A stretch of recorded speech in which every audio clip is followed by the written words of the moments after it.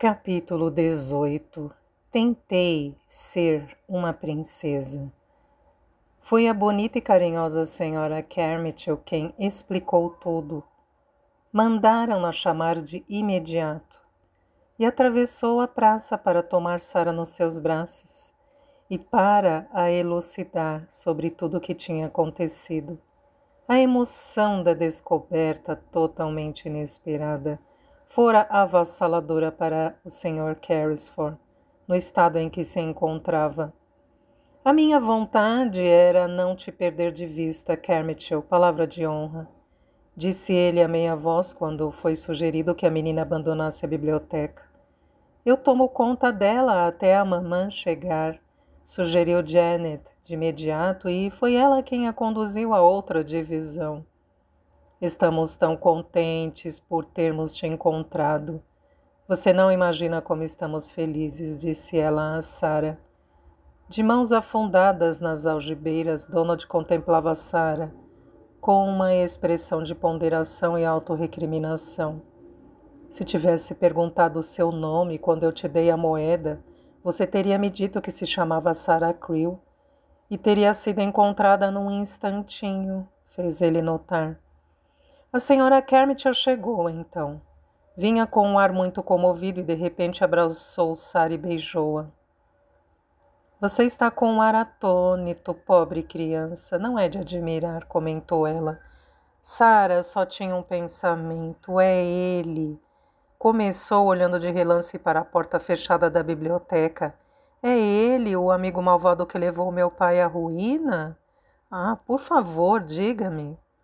Chorando, a senhora Carmichael beijou-a de novo. Achava que a menina devia ser beijada muitas vezes, uma vez que não recebia carinho há muito tempo. Ele não foi malvado, querida, e nem perdeu realmente o dinheiro do seu papá.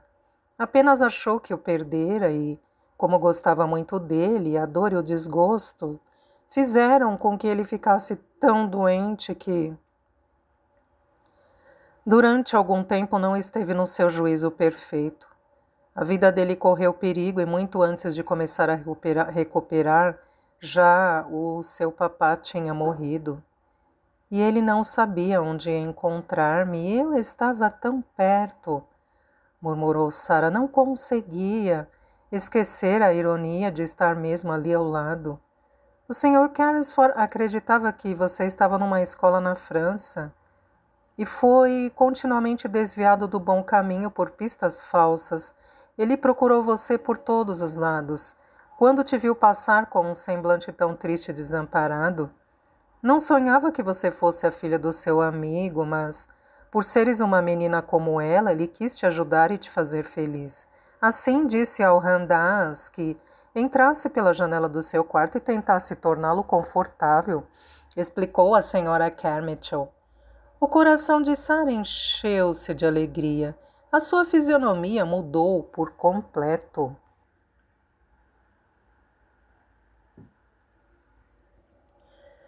Foi o Randaz quem levou aquelas coisas. Foi o Sr. Carrisford que disse ao Randaz para fazer. Foi ele quem tornou o sonho realidade, gritou Sara. Sim, minha querida, foi ele.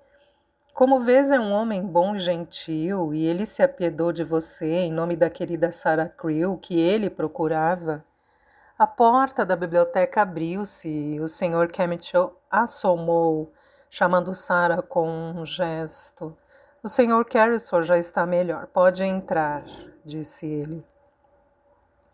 Sara não hesitou. Quando o cavalheiro indiano olhou para ela, viu seu rosto iluminado. Sara foi colocar-se frente ao cadeirão com as mãos entrelaçadas sobre o peito. Foi o Senhor que me enviou aquelas coisas tão belas. Foi o Senhor! Exclamou ela numa voz ao mesmo tempo alegre e emocionada. Sim, minha querida, fui eu. Respondeu o Sr. Carrisford. Apesar de fraco e doente, fitou-a com o mesmo olhar que Sara se lembrava de ver nos olhos do pai, aquele olhar que queria dizer que a amava e que a queria abraçar. Ajoelhou-se então junto dele, como costumava ajoelhar-se ao pé do pai, no tempo em que se adoravam e eram os melhores amigos do mundo. Então, é o Senhor, o meu amigo, declarou ela, e pegando-lhe na mão descarnada, beijou-a uma e outra vez. Daqui a 3 semanas já estará como novo. Olhe o rosto dele, comentou o Sr. Carmichael com a esposa. Já não parecia de fato o mesmo. A senhorinha já estava junto dele e havia coisas em que pensar e planos a fazer. Em primeiro lugar, era preciso tratar da questão de Miss Minchin, informá-la da alteração que ocorrera na vida da sua antiga aluna. Sarah não regressaria ao colégio. O cavalheiro indiano mostrou-se inflexível neste ponto. Permaneceria ali, e o Sr. Carmichael trataria de ir falar com Miss Minchin. Fico contente por não ter que voltar lá. Ela vai ficar muito zangada. Não gosta de mim, embora talvez a culpa seja minha, pois também não gosto dela. Contudo, curiosamente, o Sr. Carmichael nem teve de se deslocar ao colégio, já que Miss Minchin se apresentou à porta do cavalheiro indiano em busca da sua criada. Precisara de Sarah por algum motivo e, depois de perguntar por ela, escutar uma coisa extraordinária. Uma das criadas vira subir as escadas de serviço, com qualquer coisa escondida sob o casaco, e depois bater à porta da casa do lado e entrar. Mas que despautério foi este? Gritara Miss Minchin para Miss Amélia. Não faço ideia, irmã, a não ser que ela tenha travado amizade com o cavalheiro que lá reside, uma vez que ele viveu na Índia, respondera Miss Amélia. É mesmo típico dela impor a sua presença e insinuar-se nas boas graças das pessoas de uma forma insolente. Há umas boas 2 horas que está lá. Não permitirei semelhante atrevimento. Vou pessoalmente ver do que se trata e pedir desculpas pela intromissão, reclamou Miss Minchin. Sarah estava sentada junto ao Sr. Carrisford, escutando algumas das inúmeras coisas que ele achava imprescindível explicar-lhe, quando Randaz anunciou a visitante. Sarah levantou-se involuntariamente e empalideceu, mas o Sr. Carrisford reparou que ela estava tão calma e não evidenciava sinais de ser uma criança nervosa ou de estar muito assustada. Miss Minchin entrou na biblioteca com o seu habitual ar severo pomposo e demasiado formal até no vestir.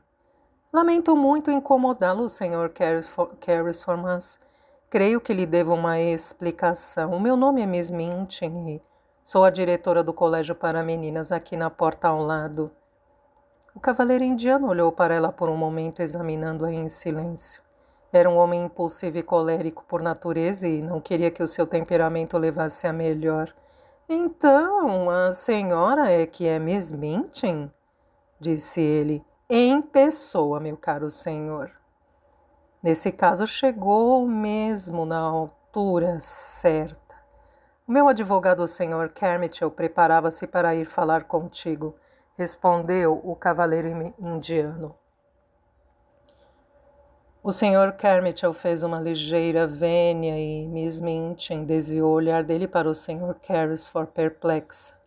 O seu advogado? Não compreendo.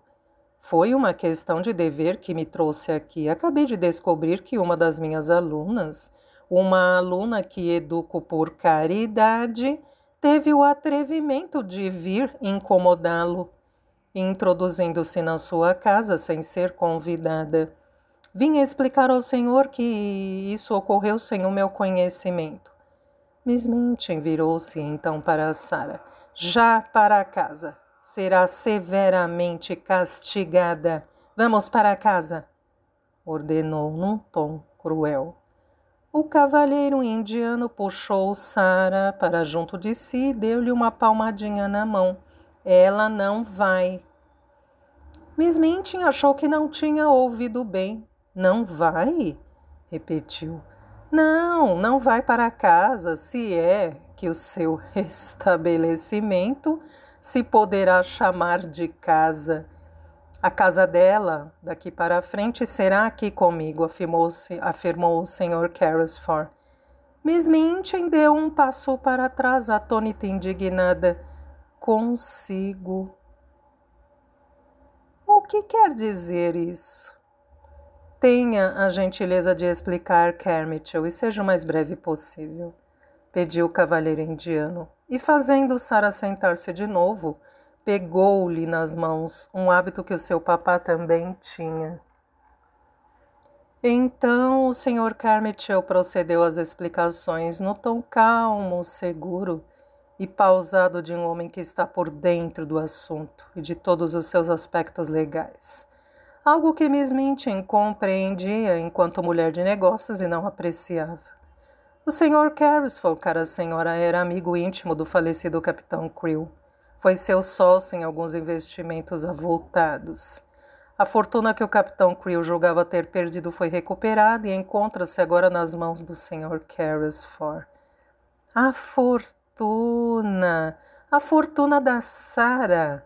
Exclamou Miss Minchin, empalidecendo. Sim, será a fortuna da Sarah. Na verdade, já é. Determinados acontecimentos fizeram-na aumentar bastante. As minas de diamantes prosperaram, explicou o Sr. Carmichael num tom frio. As minas de diamantes, disse Miss Minchin, respirando com dificuldade. A ser verdade, jamais algo de tão terrível lhe sucedera desde que nascera, acreditava ela. As minas de diamantes, repetiu o Sr. Carmichael, e não pôde deixar de acrescentar com um sorriso matreiro e pouco próprio de um advogado. Poucas princesas são mais ricas do que a sua aluna Sarah Creel, que a senhora ensina por caridade virá a ser Miss Minchin. Há 2 anos que o Sr. Carrisford a procurava, encontrou-a por fim e não se separará dela. Depois disto, pediu a Miss Minchin que se sentasse enquanto lhe explicava o assunto em pormenores.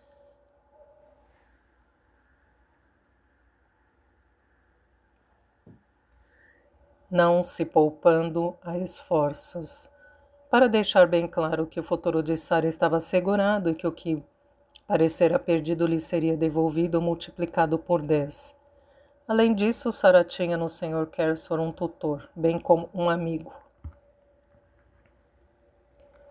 Miss Minchin não era uma mulher inteligente, e no seu desespero cometeu o erro de fazer um esforço obstinado para reconquistar o que perdera devido à sua ganância.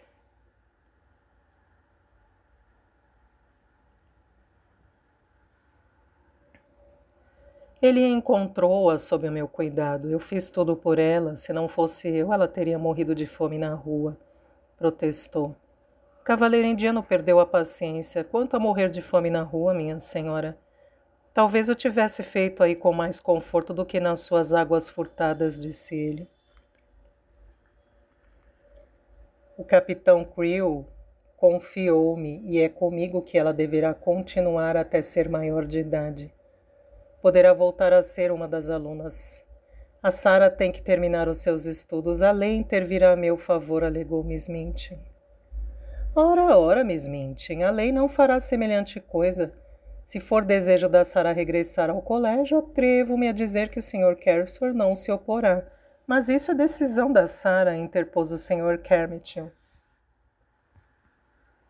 Nesse caso, apelo a Sarah.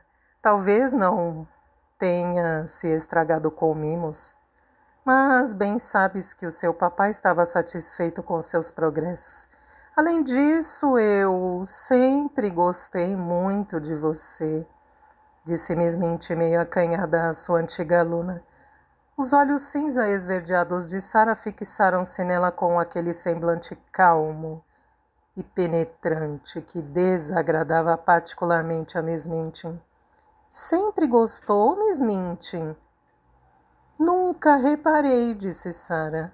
Miss Minchin corou e endireitou-se.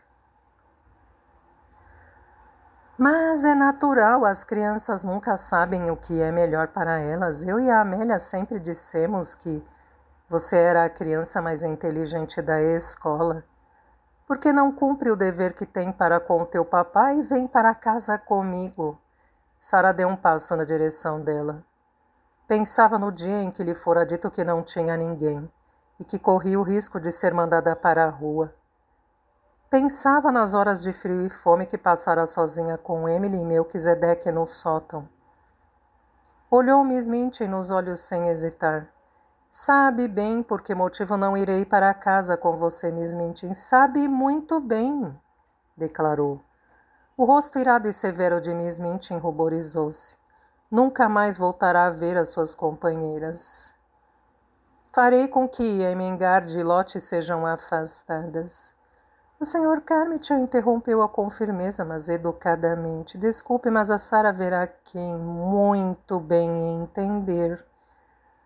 Estou certo de que os pais das companheiras de Miss Creel não irão recusar os seus convites para a visitarem em casa do seu tutor. O Sr. Carrisford encarregar-se-á disso. É preciso que se diga que até Miss Minchin titubeou. Semelhante cenário era pior do que o do excêntrico tio, solteirão que podia ser temperamental e ofender-se com o tratamento dado à sua sobrinha.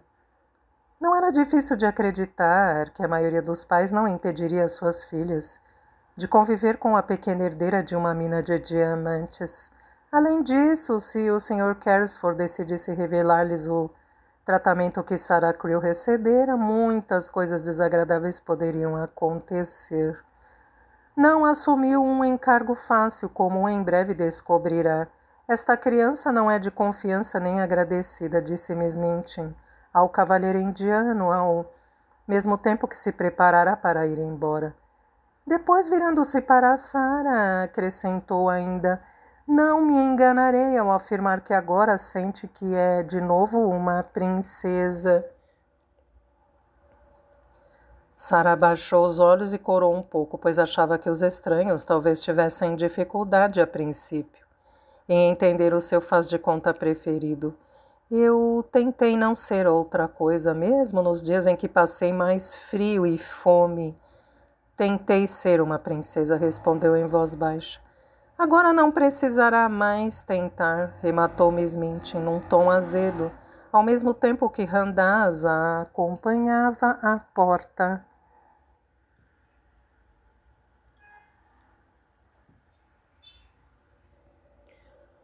Regressou à casa e, fechando-se na sua sala de estar privativa, mandou de imediato chamar Miss Amélia. Ficaram ali trancadas o resto da tarde e a pobre Miss Amélia passou por um mau bocado, durante o qual derramou muitas lágrimas amargas. Um dos seus infelizes comentários quase fez a irmã perder por completo as estribeiras, mas teve um desenlace inesperado. Não sou tão inteligente quanto a irmã e refrei-me sempre de te dizer o que penso com receio de a encolerizar. Se não fosse tão receosa, talvez isso acabasse por ser melhor para o colégio e para nós duas.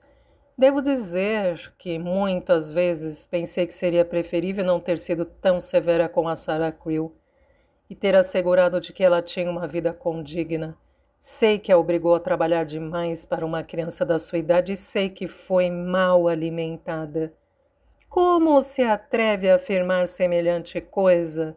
Exclamou Miss Minchin. Com uma espécie de ousadia temerária, Miss Amélia respondeu. Não sei como me atrevo, mas já que comecei, vale ir até o fim, sejam quais forem as consequências. A criança era uma menina inteligente de bom coração. Deveria ter retribuído qualquer amabilidade que tivesse tido com ela, mas a irmã não lhe respondeu nenhuma, não lhe estendeu nenhuma. A verdade é que ela era demasiado inteligente para você, e você nunca gostou dela por esta razão. Ela conseguia ver, nós duas, a transparência. Amélia! Gritou a furiosa irmã mais velha, irada, a ponto de a esbofetear e lhe entortar a touca como muitas vezes fizera Beck. Porém, o desapontamento de Miss Amélia deixara-a suficientemente histérica para já não se importar com o que sucedia a seguir. É verdade, é verdade. A Sarah percebeu que você era uma mulher impiedosa e interesseira e que eu era uma pateta e uma fraca.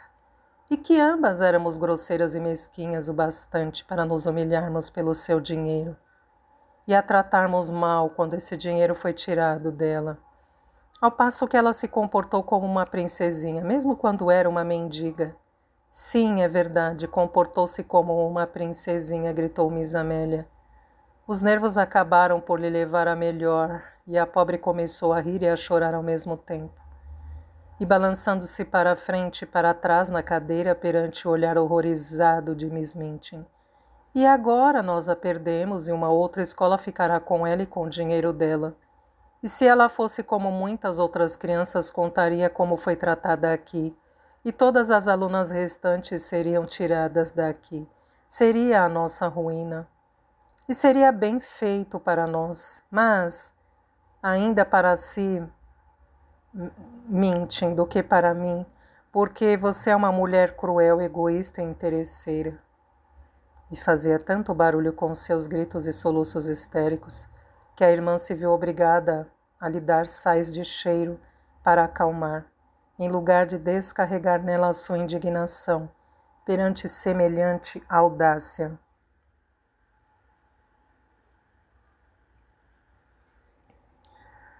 A partir deste momento, Miss Minchin começou a recear um pouco mais a irmã, que, embora parecesse palerma, não era evidentemente tão tola quanto parecia, podendo dizer algumas verdades que as pessoas não queriam ouvir. Naquela noite, estando as alunas reunidas frente à lareira da sala de aulas, como era costume antes de se irem deitar, Ermengarde entrou com uma carta na mão e uma estranha expressão no seu rechonchudo rosto. Estranha porque misturava ao mesmo tempo alegria e espanto. Devido ao choque que representara. O que se passa? Perguntaram 2 ou 3 vozes ao mesmo tempo. Tem alguma coisa que ver com o que se passou esta tarde? Quis saber Lavínia, cheia de curiosidade. Houve uma tremenda discussão na sala de estar de Miss Minchin e parece que Miss Amélia teve uma espécie de ataque de nervos e ficou de cama. Ermengarde respondeu lentamente como se estivesse atordoada. Acabei de receber esta carta da Sara, disse ela, segurando a folha aberta para que vissem como era longa. Da Sara? Exclamaram todas em uníssono. Onde ela está? Na casa do lado com o cavalheiro indiano, respondeu Ermengarde. Onde? Foi posta na rua? Miss Minchin já sabe? A discussão seria por causa disso? Por que é que ela escreveu? Conte, conte! A confusão estava instalada e Lotte largou a chorar lamentosamente. Mais uma vez Ermengarde respondeu sem pressa, centrando-se no que lhe pareceu a novidade mais importante e que explicaria tudo. Sempre havia minas de dinamantes. Sempre existiram, as minas existiam, exclamou ela num tom resoluto. Queixos caídos e olhos arregalados foi aquilo com que se deparou nos rostos das suas companheiras. Eram verdadeiras. Durante um tempo houve uns problemas e o Sr. Carrisford achou que estava tudo perdido. Quem é o Sr. Carrisford? Indagou Jessie. O cavaleiro indiano. O capitão Creel acreditou que estava arruinado e o desgosto o matou. O Sr. Carrisford adoeceu gravemente e quase morreu. Quando melhorou, quis encontrar a Sara e há anos que a procurava. Entretanto, foram descobertos milhões e milhões de diamantes nas minas e metades deles pertencem a Sara. E já lhe pertenciam quando ela ainda vivia nas águas furtadas e só tinha o Melquisedeque por amigo. O Sr. Carrisford encontrou-a esta tarde e está na casa dele neste momento e não voltará aqui. E agora vai ser uma princesa 100 vezes, 50.000 vezes mais do que alguma vez foi. E eu vou visitá-la amanhã à tarde e pronto. Nem Miss Minchin teria sido capaz de controlar a agitação que se seguiu. E embora tenha dado conta do barulho, nem tentou interferir. Não tinha disposição para enfrentar tudo aquilo. Já lhe bastava o choro desconsolado de Miss Amélia. prostrada na cama. Sabia que a notícia atravessara as paredes de alguma forma misteriosa e que toda a criadagem de todas as alunas estariam a comentar a grande novidade.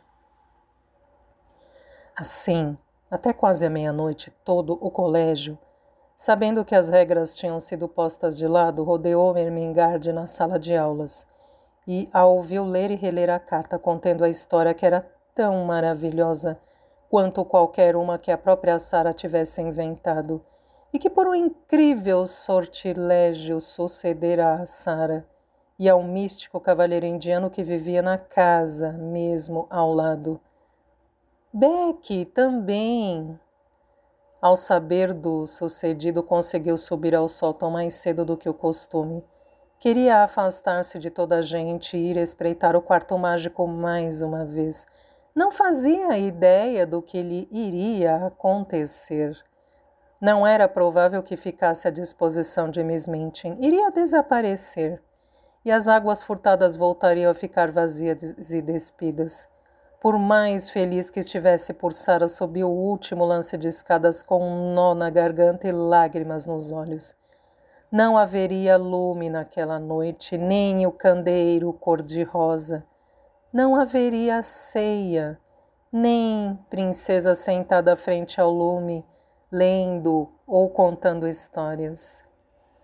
Engoliu um soluço ao mesmo tempo que abria a porta do quarto, e depois começou a chorar baixinho. O candeeiro cor-de-rosa iluminava o quarto. O lume estava aceso. A ceia a esperava. E no meio do quarto, Randaz sorria para o seu rosto sobressaltado. A sua amiga não esqueceu de você. Contou tudo ao Sahib. Quis que a menina soubesse também da grande felicidade que o destino lhe reservou. Tem uma carta ali que ela lhe escreveu, pois não queria que a menina fosse para a cama infeliz. O Sahib incumbiu-me também de lhe dizer que quer que vá à casa dele amanhã.